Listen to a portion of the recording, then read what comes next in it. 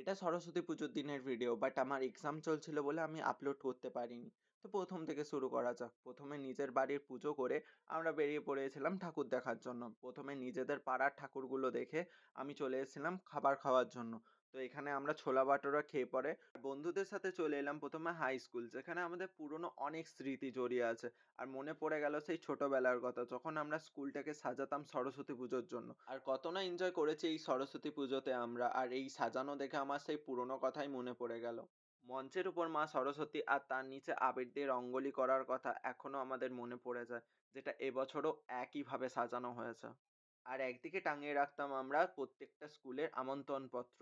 আর সেখান থেকে আমরা বেরিয়ে চলে আসি গার্লস স্কুল, যেটা মেয়েদের স্কুল। কিন্তু এখানে সরস্বতী পুজোর দিনেও কোনো ছেলে দেখতে পাইনি আমরা।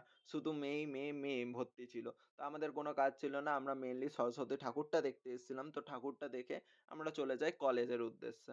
আর কলেজে ঢুকতেই যেটা ১ম চোখে পড়ে, চারিদিকে রঙ্গোলি আঁকা, যেটা দেখতে খুব সুন্দর লাগছিল। আর একদিকে সাজানো ছিল এই কলেজের প্রত্যেকটা ট্রফি। আর তার পাশেই পুজোর মণ্ডপটা ছিল মা সরস্বতীর। তো কলেজে একটা কিন্তু ভালো লেভেলের ভিড় ছিল। আর সেখান থেকে বেরিয়ে আমরা চলে আসি বেলিয়াতোড়ের সবথেকে বড় সরস্বতী দেখতে, যেখানে এখনো কিন্তু পুজো চলছিল। তো আমরা পুজো মণ্ডপে প্রণাম করে নিই। তারপরে আরো কয়েকটা সরস্বতী ঠাকুর দেখে নিই। অ্যান্ড দেন সবার শেষে একটাই কাজ ছিল, ছবি তোলা। নিজের একার ছবি, বন্ধুদের সাথে বেশ কিছু ছবি আর বোনের সাথেও ছবি আমি তুলে নিই।